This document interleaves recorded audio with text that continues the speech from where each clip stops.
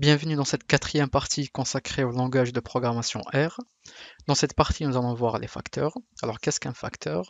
Tout simplement, un facteur est une variable de type catégoriel, c'est-à-dire elle prend comme valeur des catégories. R les appelle levels, c'est-à-dire des niveaux.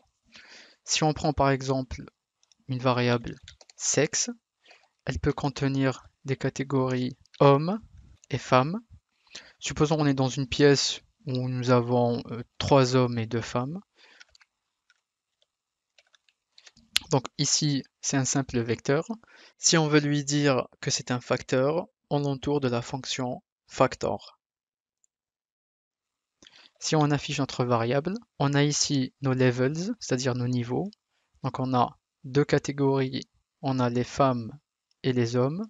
Il faut remarquer ici qu'il a fait un ordre alphabétique. Donc c'est pour ça que le F vient avant le H, malgré qu'on a commencé avec un H. On peut utiliser la fonction table sur notre variable, et là il nous affiche en chiffres qu'on a 2 femmes et 3 hommes. Si on veut par exemple modifier les niveaux, c'est-à-dire on veut remplacer le F par femme et H par homme, parce que généralement dans les bases de données, pour aller vite, on va coder avec des H et des F, mais après si vous faites un rapport, il serait préférable de remplacer le H par homme et F par femme.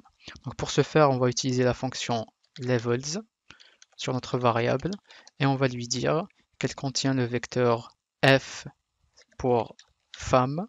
Donc il est important de commencer par femme puisque lui, il a déjà ordonné les niveaux par ordre alphabétique. Donc on va dire F pour femme et H pour homme. Si on affiche notre variable, on a bel et bien homme et femme. Si on crée un autre facteur, on va l'appeler par exemple taille.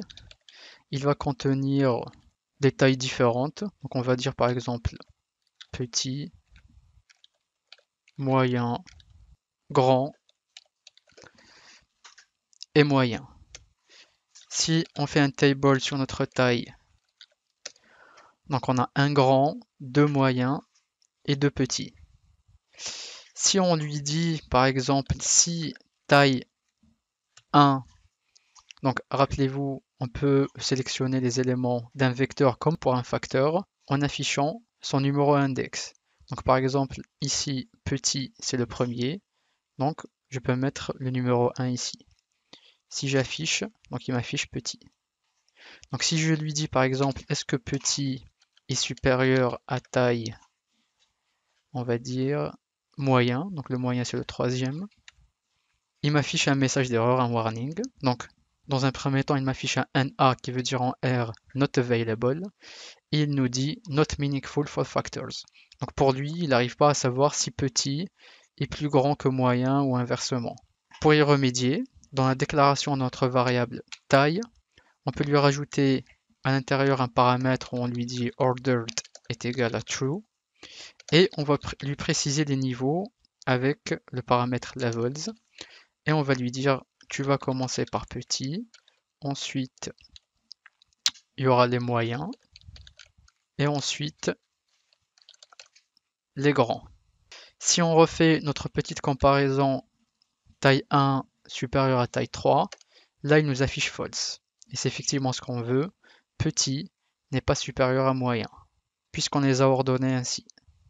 Si on lui dit est-ce que grand est supérieur à moyen, donc grand il est en quatrième place, donc on peut lui dire est-ce que taille 4 est supérieur à taille 3, il est censé nous renvoyer un trou. Et c'est effectivement le cas.